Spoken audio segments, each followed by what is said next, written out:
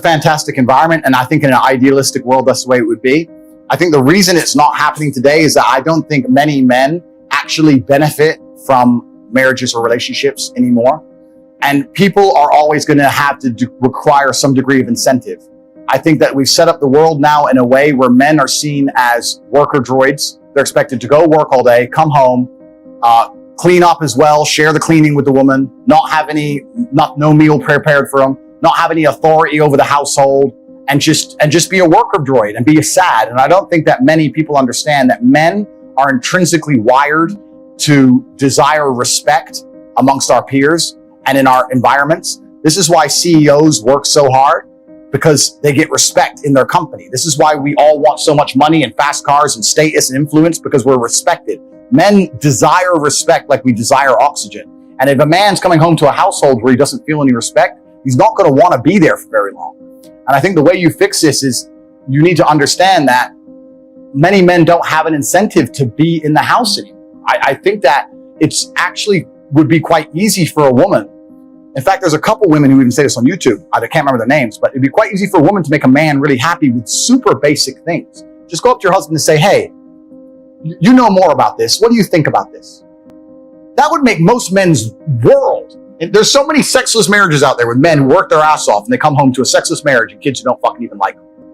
If you were to just even ask him his question about some asinine bullshit, a lawnmower purchase, for example, he would feel so happy to feel like the man of the house. That's what men need. They need to feel like all this work I'm putting in, all this shit I'm going through, I'm respected for it. As soon as a man feels like he has no respect, that's the absolute end of a man's interest or a man's tolerance of a situation. I think this is the reason it's happening. I know a lot of men who completely love their wives. They love them with all their heart. They die for her. But he's just not respected in his house. He doesn't get to be the man of the house. Is it on him or is it on her? Like, does he need to go earn it, or is it on her to provide it? It's a combination of both. I think it's certainly on him to earn it, but also the matrix programming is counter to him. The matrix programming is trying to tell him that he shouldn't be allowed to be the man of the house, that he shouldn't be allowed to have any kind of authority in any regard. He shouldn't be allowed to be able to say what happens. The matrix programming is saying the absolute opposite all the time. And if that's getting into your woman and you don't have that much influence, and that's getting into all your children, you don't have that much influence, now you're coming home to a household where everyone just thinks you're the dude who should just fucking work. You're just a worker droid. You're the slave. You're the robot. And your feelings don't matter and your authority doesn't matter, and get fucked. And this is very conscious. If you watch any Netflix show, the mother is the smart one and the man is the bumbling idiot. Turn on a show. I dare you, turn on a family show.